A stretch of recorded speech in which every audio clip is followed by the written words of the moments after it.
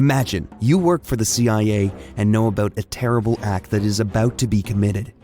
The attempt to kill the President of the United States. You've identified the culprits and know the plan's details. You've alerted your superiors, sent multiple letters to the FBI director, and yet, no action is taken. Fearful of being implicated in the plot, you devise a plan to protect yourself, get arrested, and ensure your incarceration. This is the extraordinary story of Richard Case Niguel. Who was Niguel, really? A decorated Korean War veteran, an intelligence agent, a double agent, or a character in a narrative more complex? We delve into Niguel's enigmatic past, from his ambitious roles in the intelligence community to his peculiar claims of knowledge about the JFK assassination plot. We'll explore Niguel's alleged attempt to alert authorities about the impending tragedy, his mysterious self-arrest at a Texas bank, and the puzzling contents of the safety deposit box he left behind. Was he a patriot who tried to prevent one of America's greatest tragedies, or a master manipulator weaving an intricate tale? With expert insights, eyewitness testimonies, and a closer look at the evidence, we're peeling back the layers on one of the most intriguing figures in espionage history. Welcome to the Dark History Project, where we delve deep into the stories of the past that may have been overlooked or forgotten, but have had a significant impact on history. From forgotten battles and unsung heroes to tragic events and mysterious disappearances, we explore the darker corners of history to shed light on the stories that have shaped our world. Join us as we uncover the hidden tales that deserve to be remembered and bring them to light for a new generation of listeners. This is the Dark History Project. Before we get started, we would love for you to subscribe, like, and comment on whatever platform you are listening to or viewing this on. That way, you'll know when new episodes are available. Also, please share this episode with your friends and family if you think they'll find it interesting. Richard Case Niguel, born on August 5, 1930, in Greenwich Village, New York, was a man of many faces. At the young age of 17, with World War II still fresh in people's minds, Niguel joined the U.S. Army, driven by his love for his country and a thirst for adventure. His intelligence and dedication quickly propelled him into the world of military intelligence, where he steadily climbed the ranks and established himself as an impressive figure. As Niguel immersed himself in the realm of counterintelligence, his life started to resemble the plot of a gripping Le Carre novel. His assignments led him to war-torn landscapes and secretive meeting places where he exchanged information with unnamed sources. Fluent in multiple languages, his ability to comprehend and navigate complex geopolitical landscapes made him an invaluable asset to his country. The Bank Heist. Richard Case Niguel, a name as mysterious as the man himself, found himself caught up in a shocking bank heist, if we can even call it a heist, that rocked El Paso, Texas in 1963. Niguel, a highly decorated veteran with a shadowy past tainted by suspicions of international espionage, took an unexpected turn towards a life of crime. On a scorching September day, he strolled into the State National Bank, projecting an eerie calmness that mirrored his military discipline. The bank hummed with its usual customers, oblivious to the impending storm. Approaching the teller, Niguel calmly requested $100 in traveler's checks. Just as the lady was about to process the request, Niguel produced a .45 caliber gun and chillingly uttered, "This here is a real gun, lady." Startled, she fled from him, and what happened next was rather peculiar. Niguel's military precision became evident as he executed the so-called heist. He fired 2 shots into the ceiling, then nonchalantly settled himself outside on the sidewalk, awaiting arrest. There was no intention to escape. It was clear he had no interest in taking the bank's money. His only desire was to be arrested. When the police arrived, they found Niguel sitting calmly, waiting. His surrender was as baffling as his crime. He welcomed his arrest with the calmness that defined his robbery. In fact, it is said that when the officers initially arrived at the bank, they actually walked past Niguel until he waved to catch their attention. But Niguel wasn't finished with his surprises. While being taken into custody, he boldly claimed to be a CIA operative, revealing a convoluted tale of international conspiracies and clandestine missions. Adding to the strangeness, the FBI swiftly became involved, seizing Miguel's personal belongings, including 2 notebooks, one of which remains missing. The other notebook contained similar notes to those found in the possession of 𝐦𝐤𝐤𝐿 when he was arrested later that year. During his trial, Miguel's defense was as surreal as the crime. He asserted that he had robbed the bank to land himself in prison, aiming to evade an imminent CIA plot to assassinate him. Moreover, he claimed he wanted to avoid being used as a scapegoat or patsy in an upcoming assassination attempt on the president in the following months. Miguel spun a complex narrative of intrigue from the Cold War era, positioning himself at its core. Nevertheless, the court remained unconvinced and even asked him not to talk about his past career in court. Miguel received a 10-year sentence at Leavenworth Federal Penitentiary. This outcome was far from what he had hoped for. He believed he would only spend a few months behind bars, enough for him to have a good alibi when the assassination attempt against the president would take place. All he wanted was not to be a free man. Miguel's time in prison was characterized by numerous appeals and persistent assertions of a broader conspiracy. His letters from behind bars, filled with coded language and cryptic references, fueled speculation about his true identity and purpose. However, as the years rolled on, the enigma surrounding Miguel's gradually faded into obscurity, leaving behind a trail of unanswered questions. Why would a decorated intelligence officer resort to such drastic measures? Let's delve into Miguel's career just before this incident took place. He joined the CIA in 1962, a year prior to his arrest. But here's the interesting part. He wasn't just a CIA agent. Miguel was actually a double agent, working for the KGB as well.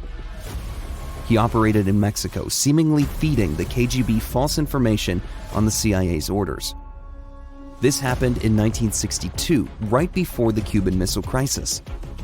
He claimed to have been involved in a campaign of misinformation, tricking the Russians with fabricated intel. As a double agent, the KGB assigned Miguel 2 tasks. First, he was to keep tabs on a group of Cuban exiles opposed to Castro who were planning to assassinate President Kennedy. Second, he was to monitor a young man who had recently left Russia and settled in Texas. None other than 𝐦𝐤𝐤𝐿. Miguel had actually known Oswald from their time together in Japan. To add more to the mystery, Oswald was a radar operator stationed in a naval air facility in Atsugi, Japan. This was the base of the U-2 spy plane. If you've listened or seen our episode on Area 51, the U-2 spy plane was the most guarded secret of the United States. So it's weird that now we hear how 𝐦𝐤𝐤𝐿 was a problem child all his life. But he worked in the most classified program of the United States government at the time? To make it even weirder, he was discharged from active service in 1959, the same year he moved to the Soviet Union.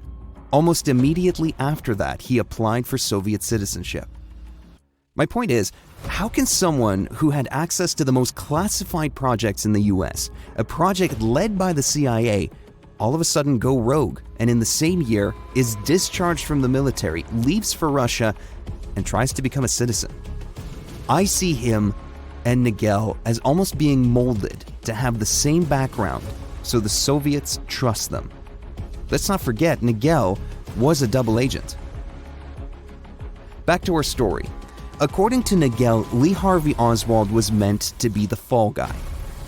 Now, before Miguel was apprehended, he informed his superiors, including J. Edgar Hoover, through letters. He warned them of an impending assassination attempt on the president's life. He claimed to have provided enough information for the authorities to arrest not only 𝐦𝐤𝐤𝐿, but also a group of Cuban individuals. Now we can understand why Miguel wanted to get arrested and be somewhere he couldn't be blamed for what was about to occur. During his trial, the police officer who arrested Miguel at the bank made a comment. He told Miguel that he knew he didn't intend to rob the bank. Miguel's only response was, "No, well, I'll tell you this, I'm glad not to be in Dallas right now." Here's something interesting I discovered. Just before Miguel's trial was set to begin in early 1964, a new judge, Homer Thornberry, was assigned to the case. What's significant about this judge is that he had attended a meeting in El Paso with President Kennedy, Lyndon B. Johnson, John Connally, Fred Korth, and Clinton C. Carter at the Cortez Hotel. They were discussing the president's upcoming trip to Dallas. Thornberry was a close friend of Lyndon B. Johnson and was present when Johnson took the oath of office on Air Force One shortly after President Kennedy's assassination. During Miguel's trial, Thornberry repeatedly shut down any mention of the CIA, FBI, or anything related to JFK.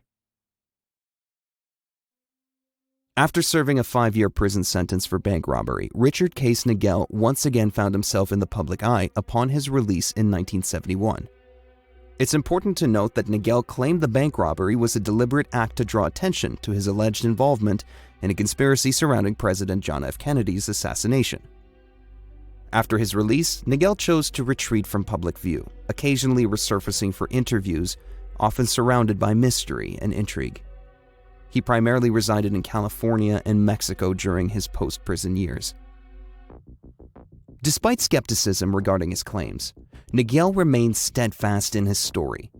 He shared intricate details about a supposed CIA plot and his role as a double agent in various intelligence organizations. Collaborating with investigative journalist Dick Russell, they co-authored the book The Man Who Knew Too Much, shedding light on Miguel's enigmatic life and his alleged foreknowledge of the JFK assassination. Niguel's claims sparked significant controversy, but remained unverified due to his reluctance to disclose certain information, citing threats to his safety. This aura of secrecy only heightened his allure and solidified his status as one of the most enigmatic figures in modern American history. Regardless of the truth behind his assertions, Richard Case Niguel's post-prison life was a testament to his ability to captivate public attention and maintain a sense of intrigue.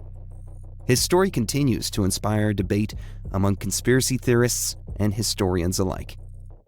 Now, an important and mysterious aspect of Niguel's story is his death. Officially, he passed away from a heart attack on November 1st, 1995, just one day after receiving a letter from the Assassination Records Review Board requesting information related to the JFK incident. Dick Russell, the author of The Man Who Knew Too Much, had advocated for Niguel to speak with the review board, hoping that their intervention would encourage Niguel to reveal more. However, the day Niguel received the subpoena in the mail, he was found dead. The police sealed off his house, and Miguel's son, along with the Assassination Records Review Board, entered to examine the house. Niguel had left 3 keys to safes allocated in Arizona. Interestingly, one of the trunks was missing. It's worth noting that while Miguel's son was away, his San Diego apartment was burglarized, although nothing appeared to have been taken, suggesting someone may have been searching for something very specific. Niguel had mentioned that one of the trunks contained everything one would want to know, adding to the intrigue. Furthermore, it's worth mentioning that during the JFK assassination investigation, several individuals with knowledge or who may have witnessed significant events mysteriously died of natural causes, raising suspicions. In the movie JFK, the character Garrison, portrayed by Kevin Costner, encounters a mysterious character known as Mr. X. This character was based on real conversations that the actual Garrison had with Richard Niguel in Central Park. Mr. X provides an explanation of how the JFK assassination was carried out, who was involved, and most importantly, the why. There are many theories online about what he knew, how he said there were 2 Lee Harvey Oswalds, how Niguel was assigned to monitor Harvey Oswald, how Niguel was part of a bigger plot involving the FBI and CIA and their intent to kill the president, Some even said that he was part of the MKUltra program. As we reach the end of this episode, we're left with more questions than answers. Bringing up the movie JFK again, there's a quote from Joe Pesci's character David Ferry said about the JFK case: "A mystery wrapped in a riddle inside an enigma." This is how the Richard Niguel story feels. There are so many sources, theories, and stories with conflicting so-called facts about this character. By the way, we need to do an episode on David Ferry. He is a super interesting character with ties to Lee Harvey Oswald, the Cubans, the Jim Garrison investigation, and even Richard Niguel. Just before famous New Orleans District Attorney Jim Garrison broke the story about his investigation into some of the characters involved around the JFK case, an aide to Garrison called David Ferry to tell him the story was coming out. His response was, "You know what this news story does to me, don't you? I'm a dead man. From here on, believe me, I'm a dead man." And in fact, he died the week the story was published. Garrison said it was a suicide, but he's not ruling out murder. He left 2 suicide letters, and that night, he died of natural causes. Weird, huh? Just another person dying of natural causes tied to the JFK case. Anyways, Niguel remains an enigma, a man whose life was as complex and mysterious as the times he lived in. His story is a fascinating glimpse into the shadowy world of Cold War espionage, filled with intrigue, conspiracy, and a dash of personal tragedy. Was Niguel a patriot, trying to prevent a national tragedy? Or was he a master manipulator, spinning an intricate web of lies? Was he a victim of circumstance, caught up in a game much larger than himself? Was he a player skillfully navigating the murky waters of international espionage? These are questions that we may never have definite answers to, but they serve as a stark reminder of the complex and often hidden forces that shape our world.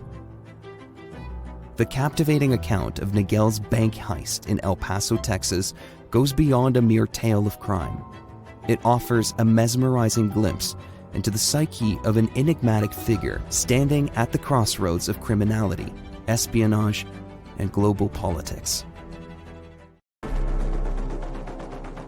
Thank you for being with us for this episode of the Dark History Project. Hopefully we inspired some of you to look further into these characters and stories. Please help us out by sharing, subscribing, or liking this episode. If the platform you are listening to allows for comments, please let us know what you think. Feel free to discuss the topic or what topics you would like for us to cover. We hope you enjoyed it, and our next episode will come out soon where we'll talk about Napoleon and the pyramids. See you then.